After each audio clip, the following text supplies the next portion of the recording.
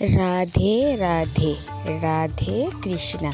পায়েলের মিষ্টি গপু চ্যানেলে সকল ভক্তদের জানাই অনেক অনেক স্বাগত। বন্ধুরা, আজকের আমি নিয়ে এসেছি নতুন একটি ভিডিও আপনাদের সামনে। তো বন্ধুরা, আজ রথযাত্রা।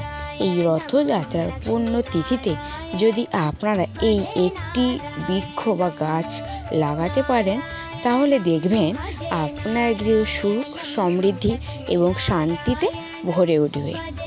আরও একটি নতুন পর্বে আপনাদের স্বাগত। আশা করি আপনারা ভালো আছেন, সুস্থ আছেন। বাংলা ক্যালেন্ডার অনুসারে আষাঢ় মাস হলো বছরের তৃতীয়তম মাস। তো বন্ধুরা, আজকের দিনে রথ চেপে জগন্নাথ দেব দাদা বলরাম বোন সুভদ্রাকে নিয়ে নগর ভ্রমণ করতে বেরোন এবং আজকের এই রথে করে তারা মাসির বাড়িতে যান। এই বিশেষ তিথি বা বিশেষ দিনে যদি আপনারা এই একটি কাজ করতে পারেন, তাহলে দেখবেন চমৎকার ফল আপনারা হাতে নাতে পাবেন। আজ 22শে আষাঢ় 7ই জুলাই রবিবার দিন অনুষ্ঠিত হতেছে শুভ রথযাত্রা। তো এই রথযাত্রাকে কেন্দ্র করে বাঙালির মনে অনেক আনন্দ, অনেক উচ্ছ্বাস, অনেক কিছুই থাকে। এই দিন আমরা রথের রশি বা রথের দড়ি টানি, কারণ আমরা বাঙালিরা মনে করি যদি রথের দড়ি বা রশি যদি টানতে পারি, এটা হলো সৌভাগ্যের ব্যাপার। তো বন্ধুরা, আপনারা অবশ্যই আজকের এই দিনে অবশ্যই রথের দড়ি বা টানবেন। অবশ্যই আপনার বাড়ির আশেপাশে যদি কেউ রথ নিয়ে যায়, অবশ্যই দড়ি টানবেন। এতেও কিন্তু একটি শুভ ফল বা শুভ কাজ বলে গণ্য করা হয়। জগন্নাথ দেব দাদা বলরাম বোন সুভদ্রাকে নিয়ে আজকের দিনে মাসির বাড়ি যান। মাসির বাড়িতে তারা এক সপ্তাহ থাকেন। তারপর ঠিক উল্টো রথের দিন, আমরা যাকে যাওয়ার দিনকে সোজা রথ বলি, আসার দিনকে উল্টো রথ বলি, সেই উল্টো রথের দিন ঠিক নিজ ধামে ঠিক জগন্নাথ দেব বোন সুভদ্রা দাদা বলরামকে নিয়ে তিনি নিজের গৃহে ফিরে আসেন। বন্ধুরা, এই বছর উল্টো রথ সম্পূর্ণ হচ্ছে 30শে আষাঢ় 15ই জুলাই সোমবার দিন। এই 7টা দিন খুবই গুরুত্ব এবং পবিত্র বলে গণ্য করা হয়ে থাকে। তো এই 7 দিনের মধ্যে আপনারা শুভ কাজ করতে পারেন। আপনারা গৃহপ্রবেশ করতে পারেন বা নতুন বাড়ির পুজো আশ্রয় করতে পারেন, যে কোনো দেবদেবীর পুজো আশ্রয় করতে পারেন, বৃক্ষরোপণ করতে পারেন। এর থেকে আর ভালো কোনো তিথি বা সময় হয় না। এই সময় চাইলে আপনারা আপনার সন্তানের মঙ্গল কামনার জন্য পুজো আশ্রয় করতে পারেন। আমার সকল প্রিয় বন্ধুদের কাছে একটাই অনুরোধ, ভিডিওটি স্কিপ না করে প্রথম থেকে শেষ পর্যন্ত অবশ্যই মনোযোগ সহকারে শ্রবণ করুন, আপনাদের ভালো লাগবে। স্কিপ করে গেলে গুরুত্বপূর্ণ বিষয় সম্পর্কে আপনারা জানতে পারবেন না। এবং যদি কোনো বন্ধু আমার এই চ্যানেলে নতুন হয়ে থাকেন, অবশ্যই লাইক, কমেন্ট, শেয়ার এবং সাবস্ক্রাইব করতে একদম ভুলবেন না। আমার পাশে থাকবেন, আমাকে উৎসাহিত করবেন। এবার আসা যাক ভিডিওর মূল পর্বে। তো বন্ধুরা, এই রথযাত্রা শুরু থেকে শেষ অবধি যে 7টা দিন খুবই গুরুত্বপূর্ণ বলা হয়েছে শাস্ত্রে। এই রথযাত্রার দিন যদি আপনার যে গুরুত্বপূর্ণ বিষয়টি হলো বৃক্ষরোপণ। আপনারা যদি এই পবিত্র তিথিতে বা এই সময়কালের মধ্যে যদি বৃক্ষরোপণ করতে পারেন, তার থেকে কোনো শুভ কাজ বলে মনে করা হয়। ভগবান জগন্নাথ দেব বলেছেন, যদি এই পূর্ণ তিথিতে বাড়িতে যদি বৃক্ষরোপণ করতে পারেন, তাহলে রথযাত্রার রশ্মি টানার সমতুল্য মানে সমান ফল পেতে পারেন। যে একটি গাছ যদি লাগাতে পারেন, সেটা কিন্তু রথের দড়ি টানা সমান হতে পারে। তো বন্ধুরা, দেরি না করে আপনারা অবশ্যই এই পূর্ণ তিথিতে বা লগ্নের মধ্যে অবশ্যই গৃহে একটি গাছ লাগান। বন্ধুরা, আমরা কিন্তু সকলেই জানি একটি গাছের কতটা গুরুত্ব রয়েছে, কারণ দিনে দিনে আমাদের পৃথিবীর ভারসাম্য নষ্ট হয়ে আসছে। আমরা যত শহরাঞ্চলে থাকছি না কেন, গাছ কাটার ফলে পৃথিবীর যে নিজস্ব ভারসাম্য তা রক্ষা করতে পারছে না।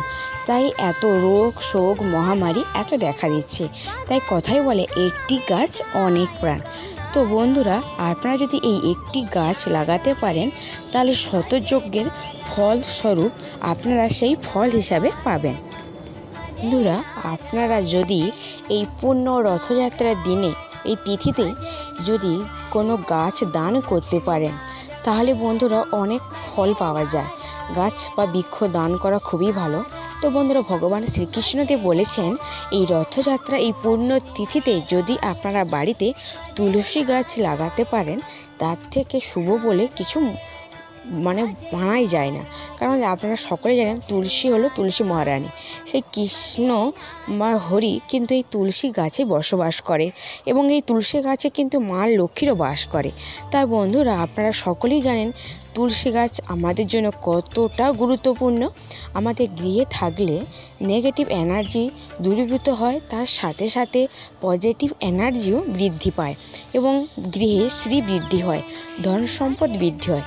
তো বন্ধুরা, আপনারা অবশ্যই এই পুণ্য তিথিতে যে গাছটির কথা বললাম সেটি হলো তুলসী গাছ। বন্ধুরা, আমরা কিন্তু সকলেই জানি যে তুলসী পাতা ছাড়া শ্রীহরি বা জগন্নাথ দেব বা শ্রীকৃষ্ণের পুজো সম্পূর্ণ হয় না। নৈবেদ্য বা আপনি যদি জলও দেন তাতে কিন্তু তুলসী পত্র অবশ্যই লাগে। তো বন্ধুরা, তুলসী গাছের গুরুত্ব কতটা আপনারা কিন্তু সকলেই জানেন।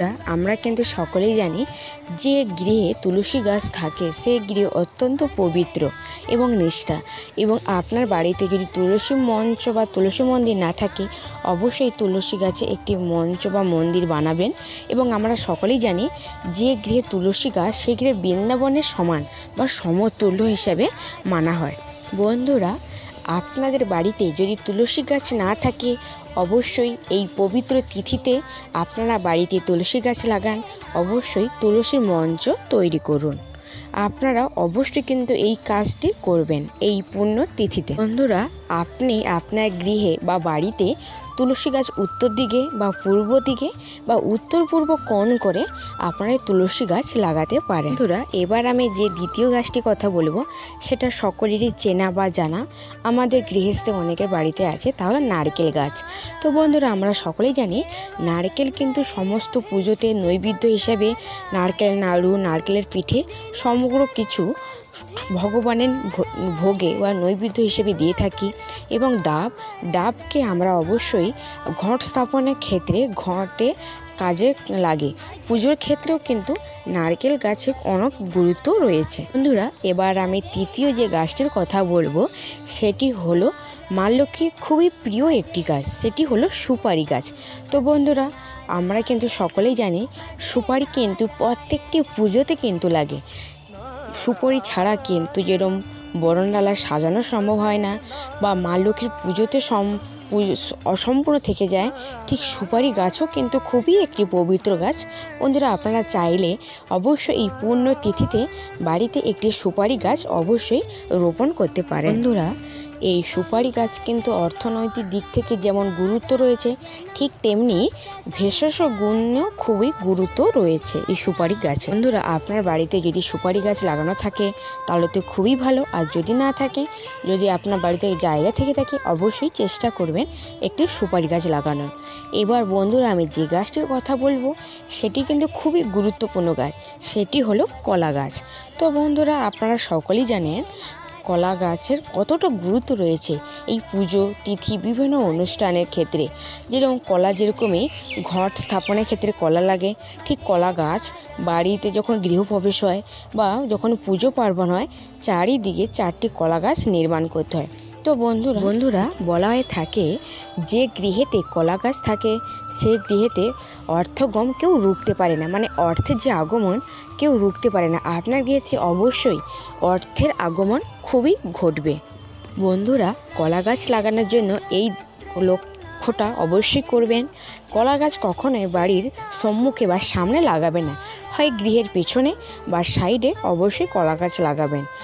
সামনে লাগানো বা পশ্চাৎ থেকে লাগানো খুব একটা ভালো নয়, বাস্তুশাস্ত্র মতে তা জানা গিয়েছে। বন্ধুরা, আমি এবার যে পঞ্চম গাছটির কথা বলবো সেটি হলো নিম গাছ। তো বন্ধুরা, আমরা কিন্তু সকলেই জানি প্রভু জগন্নাথ দেবের মূর্তি তৈরি করতে কিন্তু যে কাঠ প্রয়োজন সেটি হলো নিম কাঠ। এই নিম কাঠ দিয়ে প্রভু জগন্নাথ দেবের মূর্তি বানানো হয়। তো বন্ধুরা, এই রথযাত্রা পূর্ণ তিথিতে উল্টো রথের আগে পর্যন্ত এই শুভক্ষণে আপনারা এই 5টি গাছের মধ্যে যে কোনো একটি গাছ অবশ্যই গৃহস্থে লাগান। আপনার গৃহস্থে সুখ সমৃদ্ধি বৃদ্ধি পাবে। তো ভিডিওটি